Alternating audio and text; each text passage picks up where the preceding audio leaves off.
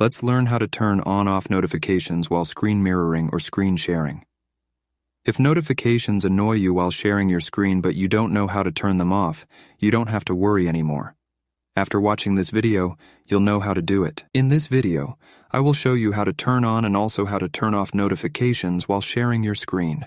The first thing you need to do is open the Settings app. Once you open Settings, you'll be on a page with many options. From all these options, you need to click on the Notifications option, which has a bell icon next to it. After clicking on that option, a page with several options will open. From all these options on that page, you need to click on the Screen Sharing option.